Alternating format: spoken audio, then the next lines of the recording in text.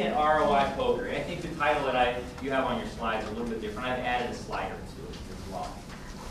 How many of you have seen this image? This is a famous image. We have dogs playing poker. There are some oddities in this slide I would like to point out. And I'm just going to pretend for a moment that these dogs are all employees of the same corporation. And we're going to talk about the personalities of these dogs. We're going to frame the discussion of ROI around this poker game. Okay, so first of all, this is Wellness Dog. Wellness Dog is relaxed, smiling, just a little clueless.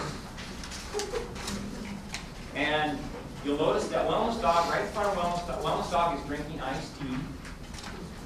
How many chips does Wellness Dog have in front of? Very few. No chips, no money, really doesn't know how to play, just happy to be sitting at the table. Now next to Wellness Dog, this dog has beady eyes. You'll notice right here, the dog is smoking a pipe.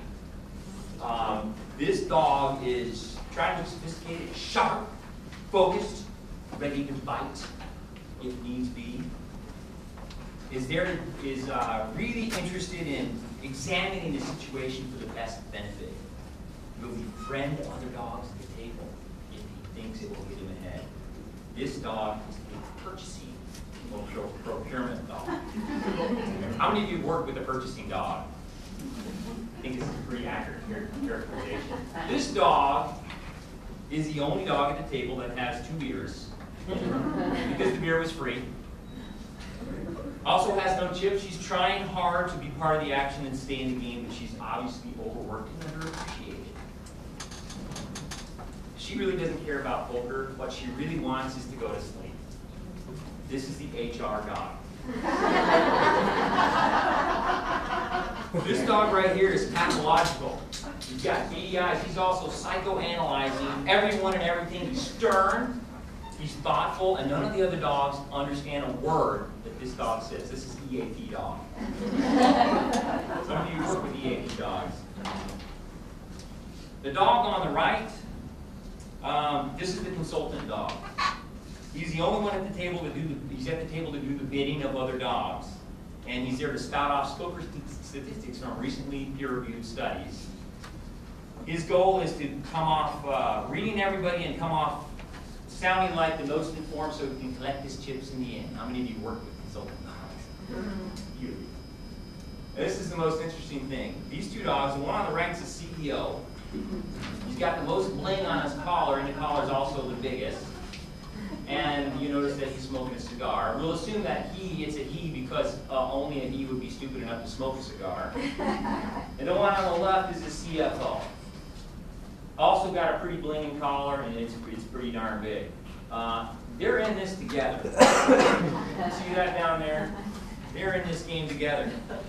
A couple of very other interesting and completely irrelevant facts about this picture that I noticed upon carefully studying is, number 1, the dogs are all managing to hold cards despite the fact that they have no opposable thumbs. Number 2, we have at the table 3 out of 7 smokers. A little bit high, I think, for the C-suite. If you count the dog, I don't know what else was in the iced tea, but if you count that, there are 7 alcoholic beverages at the table, and you'll notice it is 1:10 in the morning.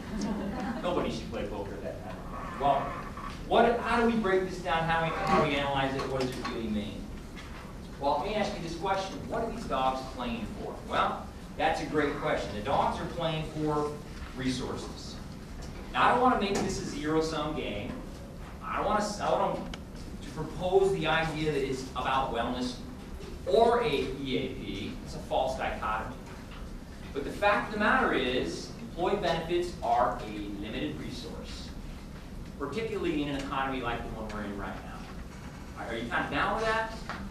So at this table, what you have is a discussion that is going on among people who have to get chips and cards from the check signers. The people at the head of the table, actually the very small and very well-fed dogs, I don't know if you noticed that, they have to get the resources from those people. So how is it that we can play poker at this table as wellness people? How can we be more informed so that we're better at poker? so that we wind up with a little bit more respect and some more chips. That is my goal of titling this presentation today, ROI filter. So I want to share with you some basic principles about ROI, some of which I shared yesterday, some of which are new, that will hopefully help you better understand the whole ROI game. And it is a game. All right, so here's the deal. These dogs all work for a company. And the goal of the company is simple. It's to make money. Why do they want to make money? Well, they want to make money for 3 reasons. 1, they want to be able to pay their employees. 2, they want to be able to pay their investors. They're a publicly held company. And 3, they want to be able to improve the company. So you kind of down with that so far? Those 3 reasons. There is enough money to do all this if 2 things exist. Number 1, if enough revenue comes in. And number 2, and here's the kicker, this is why we're playing poker, if the costs are under control.